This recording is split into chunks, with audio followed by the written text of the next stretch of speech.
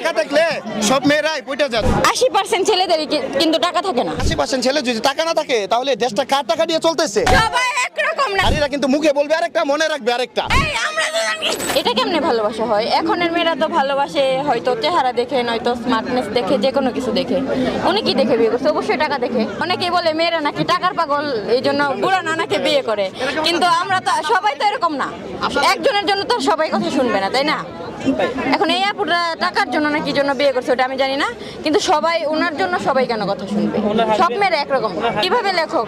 আমি আমি আমার রিলেশন আছে, আমি প্রেম করি। এখন আমার রিলেশনের কথা যদি আমি বই প্রকাশ করি তাহলে তো আমিও পারবো, সবাই পারবে।